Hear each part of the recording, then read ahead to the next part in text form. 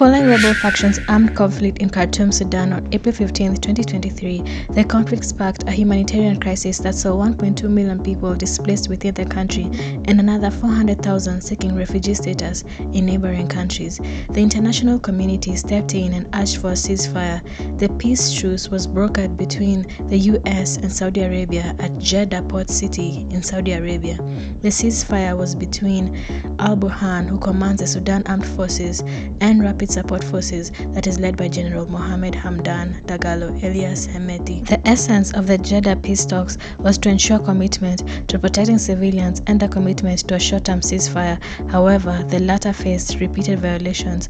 Not long after, the Jeddah peace truce was suspended. This is after the General Command of the Sudan Armed Forces issued a statement that they have suspended the current peace talks in Jeddah due to rebel militias' lack of commitment to the implementation of any of the terms of the agreement and its continued violation of the ceasefire. The US and Saudi Arabia equally issued statements of the cessation of the peace talks, citing repeated violations of the ceasefire by Sudan Armed Forces and the rebel faction, the Rapid Support Forces. However, the US did not stop short of issuing a statement. They equally issued sanctions on both rival factions.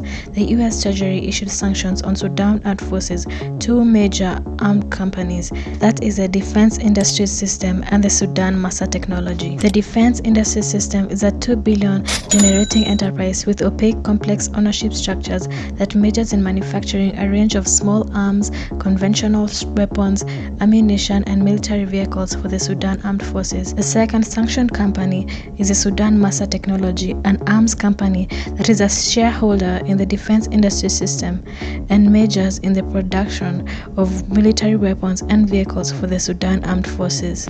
In equal measure, the US Treasury has sanctioned two companies which are believed to be under the control of the RSF leader Mohammed Hamdan Dagalo and his brother Abdul Dagalo, that is a gold mining and export company, Al Junaid Multi Activities, which is believed to be RSF's vital source of revenue ever since the RSF expropriated the Jebel Amara gold mine in 2017. The US Treasury has sanctioned the company for directly or indirectly engaging or attempting to engage in activities or policies that threaten peace, security, and stability in Sudan.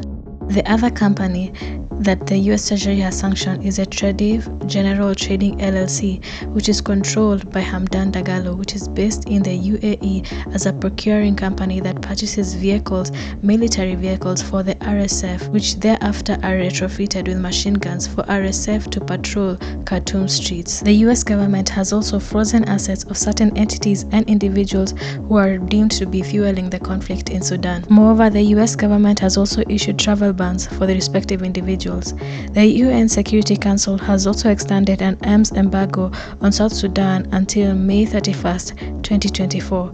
Despite the sanctions, a fuel fire engulfed Sudan capital, Khartoum, where both rival factions battled for the control of a weapons depot, which is considered as one of the biggest weapons manufacturing companies in Africa, which is located in Yarmouk residential area.